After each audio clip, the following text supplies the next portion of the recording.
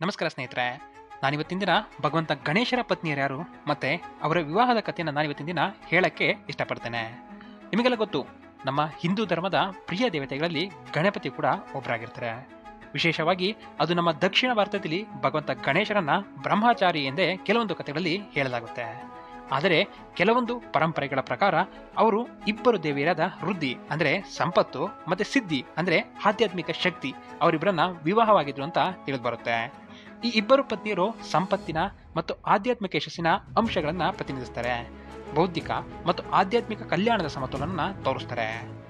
ಈ ಕತೆ ಮೊದಲು ಶುರುವಾಗೋದು ತುಳಸಿ ಮತ್ತು ಭಗವಂತ ಗಣೇಶರ ಒಬ್ಬರಿಗೊಬ್ಬರ ಶಾಪದ ಪರಿಣಾಮದಿಂದ.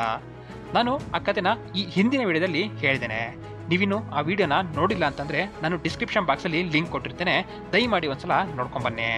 ನಾವೀಗ ಕತೆ ಒಳಗಡೆ ಹೋಗೋದಾದ್ರೆ, ಒಮ್ಮೆ ಭಗವಂತ ಗಣೇಶ ತುಳಸಿಯನ್ನ ವಿವಾಹವಾಗೋಕೆ ನಿರಾಕರಿಸಿದಾಗ ತುಳಸಿ ಭಗವಂತ ಗಣೇಶರಿಗೆ ಒಂದು ಶಾಪವನ್ನ ನೀಡುತ್ತಾರಂತೆ.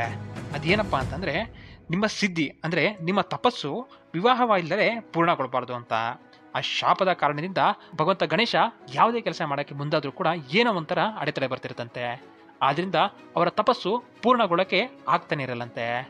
ಆಗ ದೇವತೆಗಳೆಲ್ಲ ಒಂದು ಚರ್ಚೆ ಮಾಡಿ ಬ್ರಹ್ಮದೇವನ ಬಳಿ ಇದರ ಬಗ್ಗೆ ವಿಚಾರ ಮಾಡ್ತಾರಂತೆ. ಆಗ ಬ್ರಹ್ಮದೇವ ಇಬ್ಬರು ಸುಂದರ ಯುವತಿಯರಾದ ವೃದ್ಧಿ ಮತ್ತು ಸಿದ್ಧಿ ಎಂಬ ಯುವತಿಯರನ್ನ ಸೃಷ್ಟಿ ಮಾಡ್ತಾರಂತೆ.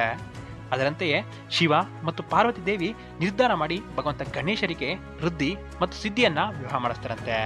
ನೀವು ನೋಡ್ಬೋದು, ಗಣೇಶನ ಪತ್ನಿಯರು ಅಂದ್ರೆ ನಿಮ್ಮ ಮನಸ್ಸಿನಲ್ಲಿ ಬರೋದು ವೃದ್ಧಿ ಮತ್ತು ಸಿದ್ಧಿ ಭಗವಂತ ಗಣೇಶನ ಅಕ್ಕಪಕ್ಕ ನಿಂತಿರೋ ತರನೇ. ಆ ಇಬ್ಬರು ಭೌತಿಕ ಮತ್ತು ಆಧ್ಯಾತ್ಮಿಕ ಕ್ಷೇತ್ರಗಳ ಮೇಲೆ ಅವರ ಅಧಿರೇಕವನ್ನ ತೋರಿಸಿರ್ತಾರಂತೆ. ನಾವು ಭಗವಂತ ಗಣೇಶರ ಮಕ್ಕಳ ಬಗ್ಗೆ ಮಾತಾಡೋದಾದ್ರೆ, ಅವರಿಗೆ ಶುಭ ಅಂದ್ರೆ ಮಂಗಳಕಾರತೆ, ಲಾಭ ಎಂಬ ಇಬ್ಬರು ಮಕ್ಕಳಿರ್ತಾರಂತೆ. ಅವರು ಭಗವಂತ ಗಣೇಶನ ಅನುಗ್ರಹದ ಲಾಭದ ಫಲಗಳನ್ನ ಪ್ರತಿನಿಧಿಸ್ತಾರಂತೆ. ನಾವು ಈ ಕಥೆಯ ಸಾರಾಂಶಕ್ಕೆ ಬಂದ್ವಿ ಅಂತಂದ್ರೆ, ಭಗವಂತ ಗಣೇಶರ ಕುಟುಂಬವು ಜ್ಞಾನ ಮತ್ತು ಯಶಸ್ಸಿನ ಸಮತೋಲನ ಪ್ರತಿನಿಧಿಸುತ್ತೆ. ಮತ್ತೆ ಭಕ್ತರು ಇದನ್ನೇ ಭಗವಂತ ಗಣೇಶನ ಬಳಿ ಬೇಡ್ಕೊಳ್ಳೋದು. ನಾನು ಇಲ್ಲಿಗೆ ಈ ವಿಡಿಯೋನ ಮುಗಿಸ್ತೇನೆ.